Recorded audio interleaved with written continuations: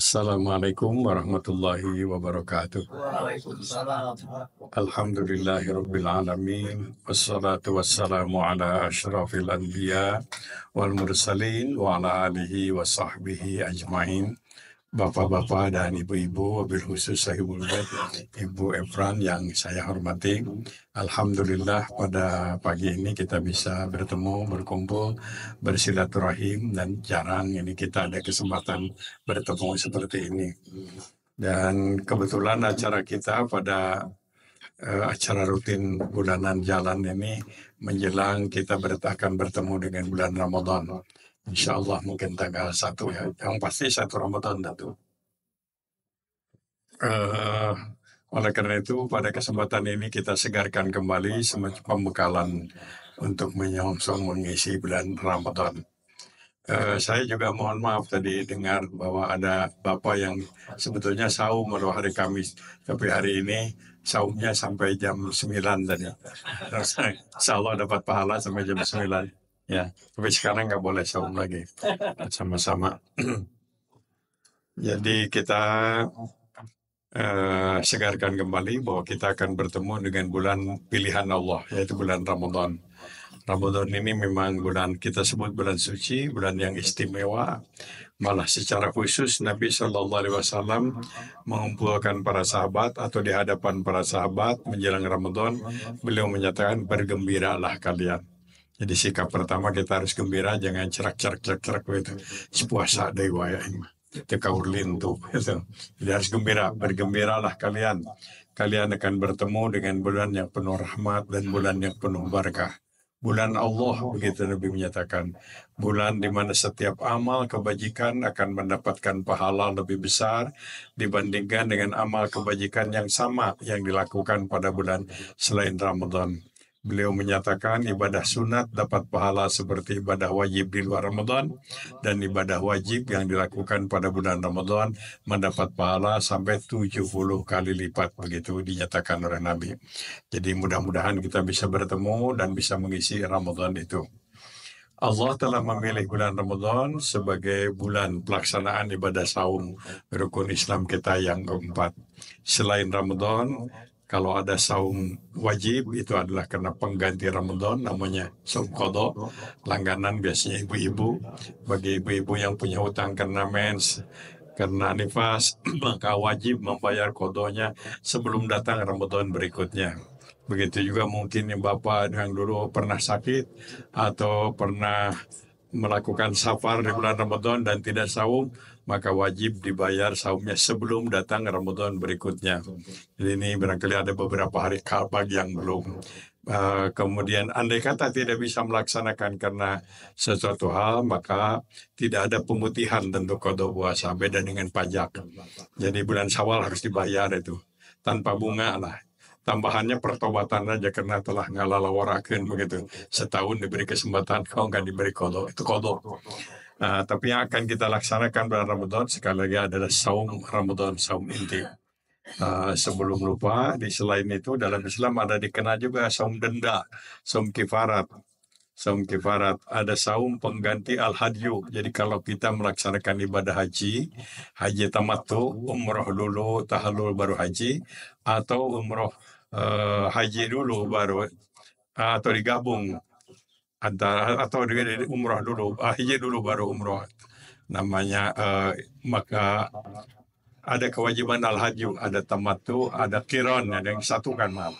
Qiron itu wajib kita melaksanakan pemotongan hewan kurban di musim haji di tanah suci, biasanya di Mina. Kalau itu tidak dilakukan, wajib saum 10 hari, 3 hari di tanah suci sedang haji dan 7 hari di luar tanah suci. Itu saum wajib. Kemudian ada yang dalam Islam itu dikenal saum kifarat, denda karena pelanggaran. Seorang melakukan nazar tapi nggak kesampaian, apapun sebabnya terkena sanksi, harus saum harus saum 3 hari atau memberi makan 10 fakir miskin. Atau seorang suami mengeluarkan pernyataan mengharamkan istri, itu juga terkena sanksi, harus memberi makan 10 fakir miskin atau saum 3 hari. atau seorang yang bersumpah atas nama Allah tetapi tidak bisa dilaksanakan juga terkena itu. Nah ini saum namanya saum kifarat ya. Tapi semuanya mesti dilakukan di luar Ramadan. Nah Ramadan ini adalah saum khusus Ramadan, bukan karena qada, bukan karena kifarat, bukan karena eh, kewajiban-kewajiban nazar dan lain. Jadi mesti saum Ramadan. Nah itu saum Ramadan. Yang kedua, keistimewaan bulan Ramadan ini adalah Quran diturunkan oleh Allah pada bulan Ramadan. Jadi Quran secara utuh malam Al-Qadar, di surat Al-Qadar, Inna anzalnahu fi lailatul qadri, malam Al-Qadar itu malam Ramadan. Kemudian syahrul Ramadan alladzi unzila fihi al-Quran. Bulan Ramadan adalah bulan turunnya Quran. Wahyu pertama kepada Nabi surat Al-Alaq ayat 1 sampai 5, Iqra bismi rabbikal ladzi khalaq, juga pada bulan Ramadan, tanggal 17 Ramadan begitu menurut tarikh. Jadi Ramadan itu bulan turunnya Quran, Quran secara utuh, Quran yang pertama.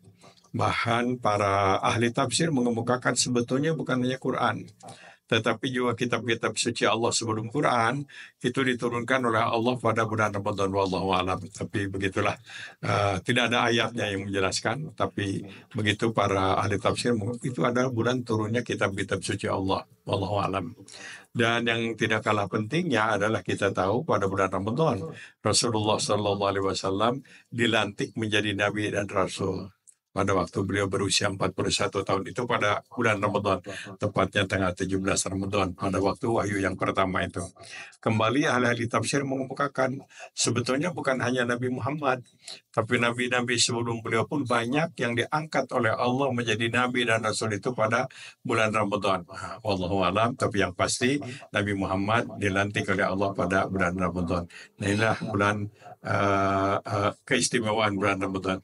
Nah yang akan kita lakukan keistimewaan Ramadan itu adalah terutama adalah saum Ramadan. Saum Ramadan, mudah-mudahan kita diberikan usia, diberikan kesempatan, dan tentu saja juga keikhlasan dapat melaksanakan ibadah saum. Perintah saum kepada Nabi itu tercantum pada surat Al-Baqarah 183. Di sana dikatakan, orang beriman, hai orang beriman, diwajibkan kepadamu saum. Sebagaimana saum itu pernah diwajibkan kepada umat sebelummu, supaya kalian menjadi orang yang takwa. Jadi ayat itu menjelaskan saum menjadi wajib, diperintahkannya itu setelah Nabi berada di Madinah, dan kemudian apa tujuan saum adalah agar takwa. Tapi tradisi dan kebiasaan saum sebetulnya oleh beliau sudah dilakukan sejak beliau di kota Makkah. Beberapa kebiasaan saum Nabi yang biasa dilakukan di Makkah itu lantas diabadikan menjadi saum tatawwu, saum sunat, seperti saum tanggal 10 kemudian ditambah dengan tanggal 9 Muharram, 27 Rajab, dan beberapa hari lain. Jadi itu di Makkah ditetapkan menjadi saum sunat setelah ada perintah Al-Baqarah 183, saum yang wajib pada bulan Ramadan itu. Beberapa ahli tafsir dan ahli sejarah mengemukakan sebetulnya saum itu merupakan sebuah kewajiban yang berlaku juga kepada para nabi, wallahu alam. Jadi para nabi dulu ketika menghadapi satu situasi tertentu, beliau-beliau itu melakukan saum. Jadi saum dilaksanakan sebagai sebuah tawasul perantara untuk memperoleh sesuatu yang diinginkan. Nabi Adam mendapatkan kehormatan karena diangkat menjadi khalifah di bumi. Malaikat protes, tapi Nabi Adam membuktikan bahwa beliau punya kelebihan daripada malaikat. Lantas malaikat suruh sujud, begitu kan? Malaikat sujud, iblis tidak mau sujud. Nabi Adam mendapatkan anugerah, tempatkan di surga dengan satu pesan, jangan menghampiri pohon yang ditentukan, pohon huldi katanya. Tapi rupanya iblis mengganggu, menggoda, Nabi Adam tergoda. Nabi Adam akhirnya terusir untuk Nabi Adam turun di India, dan Siti Hawa turunnya di Jeddah. Jeddah itu nenek artinya. Jadi maksud saya tidak di Sukaluyu gitu. Nah katanya Nabi Adam melakukan pertobatan. Doa tobatnya diabadikan dalam Quran. Tapi bahwa untuk baca doa itu Nabi Adam bersaum itu diterangkan oleh beberapa tafsir. Saumnya sama. Jadi saum dilakukan sebagai sebuah pengantar untuk memperoleh pertobatan, ampunan dosa dan kesalahan. Dan itu bisa kita terapkan ketika seseorang itu atau orang lain konsultasi, tanya apa yang harus saya lakukan, ini saya banyak dosa, saya ingin diampuni, lakukanlah antara lain saum. Tentu saumnya saum yang sesuai dengan contoh Rasulnya, saum Daud. Itu saum yang paling sering dilakukan, sehari saum, sehari tidak. Atau pada saat saum Ramadan ini. Saum dijadikan sebagai sebuah tawasul, perantara untuk melakukan pertobatan. Doa tobatnya dari Nabi Adam bisa menjadi doa kita. Rabbana zalamna anfusana wa illam taghfir lana wa tarhamna lanakunanna minal khosirin. Silahkan dibaca berkali-kali. Nabi Nuh. Nabi Nuh itu seorang nabi yang diceritakan menghadapi tantangan berat. Nabi Nuh dikatakan, saya di siang malam mengajak orang kepada kebaikan. Tapi masyarakat melawan saya. Anak jadi musuh saya. Istri juga musuh saya. Semua orang memusuhi saya. Maka Nabi Nuh diperintahkan oleh Allah saum. Setelah beliau melakukan saum, tidak disebutkan berapa hari, Allah memerintahkan kepada Nabi Nuh untuk membuat perahu. Menurut perahu, waktu itu dilecehkan oleh masyarakat, ngapain ini buat perahu di daratan, kalau sudah jadi siapa yang bawa, begitu. Tapi Nabi Nuh terus laksanakan dengan penuh kesabaran. Setelah saum, akhirnya Allah menetapkan adanya banjir Nuh yang terkenal itu, sehingga Nabi Nuh tinggal memasukkan umatnya ke dalam perahu yang dibuat atau kapal kayu mungkin waktu itu. Nah, selamat ceritanya dalam Quran ada. Nabi Ibrahim alaihissalam juga mendapat pengalaman yang khusus karena beliau menghadapi seorang penguasa yang zalim, Namrud namanya. Beliau dihadapkan dengan keputusan-keputusan Namrud yang sangat menyakitkan. Salah satu keputusannya yang paling menyakitkan, Nabi Ibrahim diputuskan untuk dibunuh hidup-hidup, dibakar hidup-hidup. Nabi Ibrahim tentu tidak bisa berbuat apa-apa, tidak bisa melawan, tidak ada pembela, tidak bisa apa-apa kecuali berserah diri kepada Allah. Katanya beliau melakukan saum. Jadi saum dijadikan sebagai pengantar untuk mendapatkan pertolongan Allah yang mungkin khariqul adah, mungkin di luar jangkauan akal pikir. Boleh kita lakukan, asal saumnya saum Islam tentu saja. Melakukan saum bisa untuk pertobatan, saum untuk mendapatkan pertolongan, saum juga untuk mendapatkan mungkin sesuatu yang di luar nalar. Tapi Allah bisa membuktikan seperti Nabiullah Ibrahim. Setelah saum beberapa hari, Allah menurunkan wahyu. Ya narukuni barda wa salaman ala Ibrahim. Hai api, dingin kamu kepada Ibrahim, supaya tetap kamu panas kepada yang lain. Jadi kayu bakar tetap terbakar, Ibrahim tidak terbakar. Saya ada pengalaman khusus ini. Ayat itu sering dibaca di pesantren-pesantren dulu, dibaca untuk supaya namanya waduk gitu. Kalau untuk tukang debus maunya, saya nonton pemain debus di Cianjur, itu bakar, kemudian dicoba membakar diri, ayatnya itu supaya golok tidak dia. Ya narukuni bardawa salaman ala Ibrahim. Saya ingat pada waktu itu baru awal saya ketua MUI, saya ingin membuktikan ini benar apa enggak. Saya ikut buka baju, ya buka, ada takut saya. Patuh aja, baca ayat-ayatnya, ya Qawi ya Allah, baca wiridnya, ya Qawi ya Matin ya Allah, ya Qawi ya Matin. Kemudian ketika digolok itu ditusukkan kepada badan saya, nggak apa-apa, nggak tahu bagaimana tuh, nggak apa-apa itu. Tapi setelah saya pulang, saya coba pisau ditusukkan, luka juga, nggak jadi jadinya. Wallahu alam. Nah, waktu akan dibakar tuh api unggun, suruh baca itu. Saya baca juga karena takut kan. Ya narukuni bardo wasalam. Tapi mau dilemparkan, saya tahu nggak jadi. Tuh kenapa kan suruh baca? Enggak. Saya ingat, waduh ini kalau celana terbakar, badan saya enggak, kan kacau juga ketua mau telanjang bulat nih. Jadi itu ayat Quran, tapi tidak usah dibaca untuk itu. Tapi kalau ibu mau coba buat bu, nyalakan obor atau api, terbaca itu ya narukuni berdogoson. Insya Allah langsung tutup. Karena bukan kewajiban. Itu Nabi Ibrahim. Lain lagi dengan Nabi Musa. Nabi Musa ada persoalannya lain. Beliau mendapatkan kehormatan untuk bisa berdialog dengan Allah di Bukit Sinai. Ya, di Bukit Sinai. Sebelum itu Nabi Allah ingin mendapatkan sebuah kekuatan menghadapi peristiwa luar biasa ini dengan saum. Beliau saum dulu. Jadi saum dijadikan sebagai sebuah pengantar ketika kita menghadapi tantangan berat atau ingin mendapatkan sesuatu kekuatan yang mungkin di luar nalar dan kebiasaan kita. Nabi Adam melakukan itu, dapat dialog di Bukit Sinai dengan Allah dan lulus lah, begitu kata Quran. Lain lagi Nabi Yusuf. Nabi Yusuf alaihissalam difitnah ya oleh ibu negara oleh ibu negara, beliau masuk penjara, tapi di penjara beliau saum. Setelah saum ada peluang, ada teman teman yang di penjara itu ada peluang keluar, dan sudah tahu kelebihan Nabi Yusuf itu adalah bisa menafsirkan mimpi. Ketika keluar, teman Nabi Yusuf di penjara itu sudah keluar. Rupanya raja juga mimpi, ada dalam surat Yusuf, nanti baca. Mimpinya yang aneh-aneh begitu, segala macam. Dan raja ini terpengaruh oleh mimpi ini. Apa ini artinya? Saya terpengaruh betul oleh mimpi. Sehingga menyampaikan siapa yang bisa menafsirkan ini akan dapat mendapat jabatan tertentu ya. Tapi bukan menteri Dignas ya, karena sudah diganti. Nah, rupanya informasi sampai kepada Nabi Yusuf. Nabi Yusuf dan oleh temannya tadi berita Yusuf ini ada peluang, akhirnya bisa keluar, bisa beliau selamat sampai kemudian menjadi puncak kekuasaan perdana menteri beliau. Jadi ini juga baik juga belajarnya untuk jadi perdana menteri siap di penjara heula gitu. Lebih baik jadi perdana menteri tanpa di penjara tentu. Jadi itu cerita tentang saum. Ternyata saya baca-baca, saum atau puasa ini merupakan syariat yang berlaku universal. Semua agama mengajarkan puasa. Yahudi itu dikenal dengan puasa untuk merekam murka Tuhan. Sampai sekarang ada hari-hari tertentu, ada juga hari bebas. Jadi kalau banyak musibah, ini Tuhan lagi marah. Supaya Tuhan tidak marah, maka orang Yahudi perintahkan puasa. Sama dengan kita tidak makan, tidak minum. Kalau dalam agama Kristen ada di Katolik, ada hari tertentu tidak boleh makan, ada. Kecuali yang ringan-ringan begitu. Jadi bala-bala masih boleh, tapi timbal nggak boleh begitu. Itu dalam Katolik.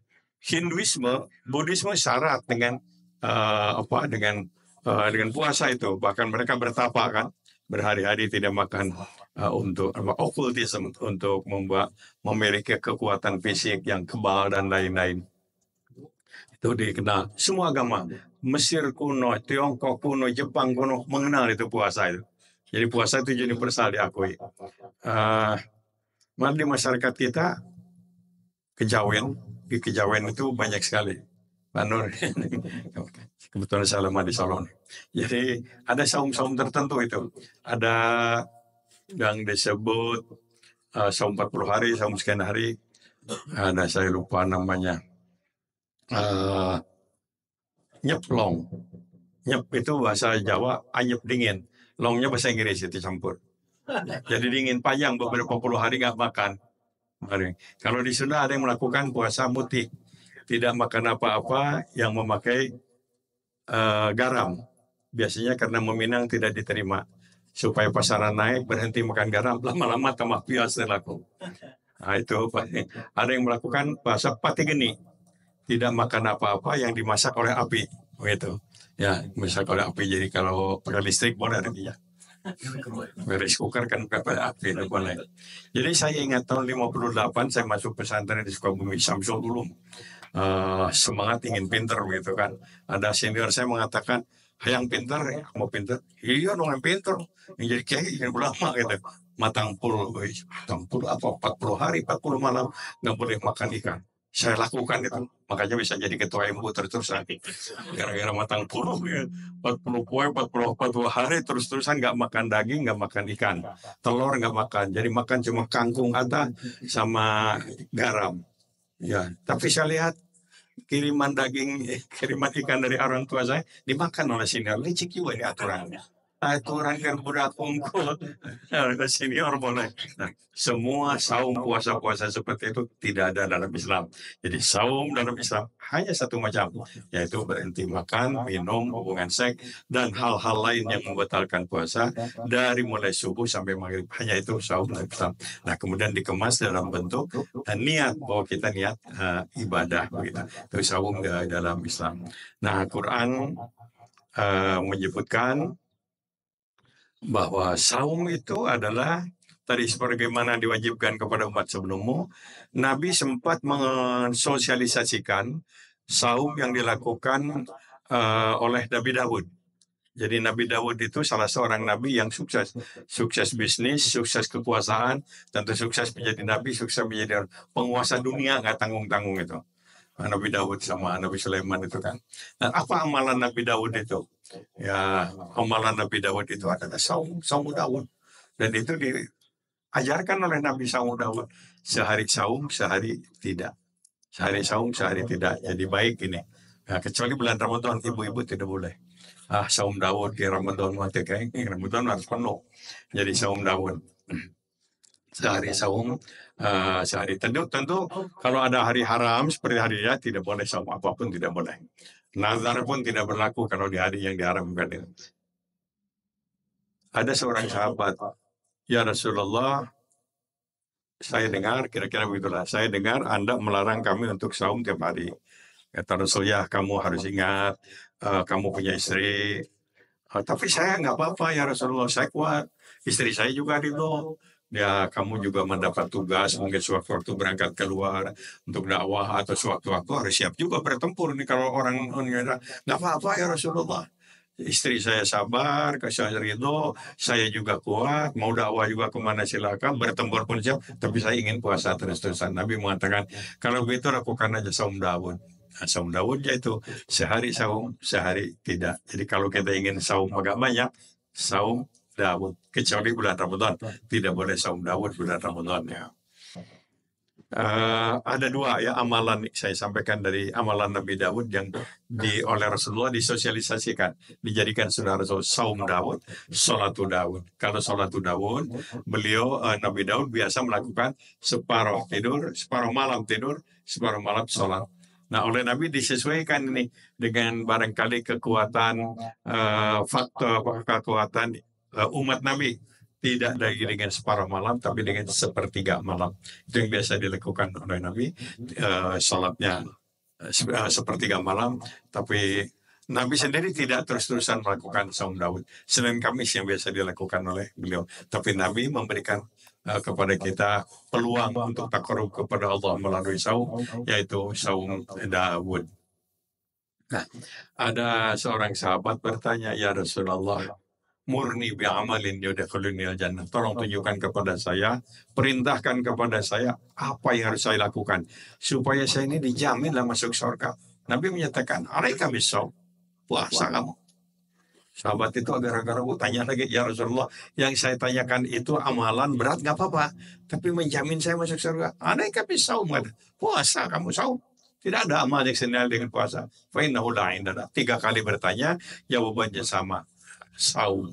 Itu keutamaan saum. Tapi tentu saum yang berkualitas. Sebab Nabi sendiri menyatakan rubba min shaimin laisa lahu min siyamihi illa al-'atasu waju. Banyak itu orang-orang yang puasa tapi tidak dapat hasil apa-apa kecuali lapar dan dagang. Naudzubillah. Jadi banyak orang yang melakukan puasa nggak dapat apa-apa, tidak melahirkan perubahan, tidak melahirkan ketakwaan. Nah, kita harus berhindar dari itu. Jadi kalau kita klasifikasi, satu ada orang yang saum mungkin tidak sah karena salah. Umpamanya saja ada pemahaman, ada salah satu aliran yang mengatakan puasa itu mulai jam 6 gitu. Supaya seluruh dunia sama begitu. Pasti salah itu. Kemudian ada yang punya pemahaman bahwa ketika saum itu merokok, ini salah. Ya, tidak puasa pun dilarang kalau perokok itu. Ya, dilarang merokok itu. Kalau ingin jadi Muslim yang baik jangan merokok. Ya, jadi Muslim nggak bisa Muslim yang baik kalau masih merokok, maaf saya sampaikan. Karena yang membuat kaya orang non Muslim yang kurang baik kepada Islam. Jadi itu termasuk tuluku biaidikum bila tahlukah, membuat derita diri. Nah itu ya, ada yang satu tidak sah, ada yang kedua mungkin sah saumnya biasa tapi nggak dapat apa-apa, karena mungkin saumnya ingin pamer, saumnya adalah tidak ikhlas. Jadi sah, ini yang dikatakan oleh Nabi, banyak orang yang berpuasa tapi nggak melahirkan perubahan apa-apa. Sebelum puasa liar, saat sebelum liar. Sebelum itu jahat, sudah puasa malah tambah jahat. Sebelum puasa maling, satu jadi koruptor. Jadi nggak ada perubahan yang saum. Itu Nabi menyatakan rubah, banyak kan. Rubah. Nah, yang saum yang baik itu adalah la'allakum tattaqun. Ada perubahan, ada perbaikan, ada perubahan, ada perbaikan. Kita mengevaluasi diri sendiri. Nah, oleh karena itu kita harus berusaha dari mulai tentu saja meluruskan niat, ikhlas untuk mengharap ridho Allah. Kemudian yang kedua, mengikuti sunnah Rasul pelaksanaan saum. Apa? Hal yang sederhana, yaitu pertama, saum bukan hanya berhenti dari makan dan minum, tapi juga berhenti dari segala macam perbuatan yang tidak baik. Jadi selama Ramadan tidak ada ghibah, tidak ada fitnah, tidak ada mencaci maki, tidak ada dosa-dosa itu satu. Cukup berat, tapi memang hasilnya pun luar biasa. Yang kedua adalah selama saum kita mengikuti apa yang dicontohkan Rasulullah Sallallahu Alaihi Wasallam, mempercepat berbuka saat sudah tiba waktunya. Tiba waktunya baca doa khusus, tidak boleh makan berlebih-lebihan dan seterusnya. Membiasakan juga makan sahur dan bangun sahur. Hanya makan tanpa bangun kurang baik. Ya, ngalinur. Hanya bangun tanpa makan juga kurang baik. Hanya bangun aja nggak makan ya, asal asal udang sahur ya. Harus makan dan apa yang dimakan tidak ikut campur sana itu. Mana yang baik halalan, thayyiban, wala tusyrifu itu. Halal, baik, tidak berlebih-lebihan. Selama dalam ibadah Ramadan, kita tiada hari, tiada malam tanpa bertemu dengan Al-Quranul Karim. Ramadan adalah syahrul Quran, bulan Al-Quran, bulan di mana kita banyak membaca Al-Quran. Di masjid mangga, di rumah silakan, pendeknya harus lebih banyak membaca Al-Quranul Karim. Ramadan itu dikatakan juga selain syahrul Quran, juga diajarkan hal yang sederhana, bangun sahur dan makan sahur tadi, dan mempercepat berbuka kalau sudah tiba saatnya, dan tentu kita juga berusaha untuk mengendalikan penglihatan, pendengaran, dan lain-lain selama bulan Ramadan. Dan yang insya Allah nanti akan dilaksanakan di masjid, di Adawah dan di masjid lain adalah kebiasaan yang sangat baik, yaitu membiasakan Qiyamul Lail. Qiyamul Lail bagi mereka yang tidak bisa ke masjid, Qiyamul Lail jangan tinggalkan, lakukan di rumah. Ya, salat boleh dalam bentuk taraweh, boleh tahajud, pendeknya waktu malam Ramadan. Waktu Ramadan, ada yang senang berjamaah, mengikutilah contoh para sahabat di zaman Umar, ada juga yang punya paham di rumah saja, silakan. Yang penting adalah sholat malam yang biasa dilakukan oleh Nabi Shallallahu Alaihi Wasallam memang 11 rakaat, tapi di zaman Umar pernah dilakukan lebih dari 20. Maka ada beberapa pemahaman. Jadi adawah kita ambil yang 11 itulah. Bagi yang akan lebih, silakan nanti masing-masing. Nah ini Qiyamul Lail. Sebetulnya sholat malam itu merupakan sholat yang diperintahkan oleh Allah kepada Nabi jauh sebelum 10 tahun sebelum perintah sholat wajib waktu Isra Mi'raj, yaitu ketika turun surat Al-Muzammil itu. Ketika Nabi sedang dalam bukan tertekan, banyak dihina, resepnya itu kan, Qumil laila, salat malam, waratil Quran, dan baca Quran. Aku akan berikan kepadamu harisma bil kasab, harisma, kemudian kamu akan mendapatkan ketangguhan dalam menghadapi jannah. Kita insya Allah pada bulan Ramadan kita melakukan Qiyamul Lail, akrab dengan Al-Quranul Karim, badai di masjid, silakan. Saya sempatnya di rumah ingin menghiasi rumah dengan Quran, silakan. Yang penting kita melaksanakan itu. Nah inilah, dan yang ketiga tentu saja yang tidak kalah pentingnya, sedekah, infak di bulan Ramadan pahalanya lebih besar dibandingkan dengan sedekah dan infak yang dilakukan di luar Ramadan. Jadi kita manfaatkan Ramadan itu untuk mendapatkan pahala yang paling besar melalui infak dan sedekah. Ini pengurus DKM Adawah sebetulnya punya mimpi. Terus sekali lagi baru mimpi aja ngomong beberapa kali. Cuma tindakannya agak sulit itu. Yaitu kita ingin memperluas masjid Adawah. Jamaahnya tambah banyak. Sekarang ini alhamdulillah saya kira akan tambah banyak terus itu. Dengan kehadiran usaha-usaha di sekitar Sido Mukti dan mohon doa dari semuanya. Wallahu alam kemana, tapi jangan ke Sido Mukti 39 yang melintas jalan. Abdi kausiran. Jadi ke Sido Mukti yang lain aja lah. Mudah-mudahan ini dikabulkan. Nggak ada yang mustahil. Nggak ada yang mustahil. Kalau Allah menghendaki, insya Allah ada. Nah, mudah-mudahan dengan kekuatan doa terutama bulan Ramadan kita dapat kesempatan memperluas masjid Adawah itu.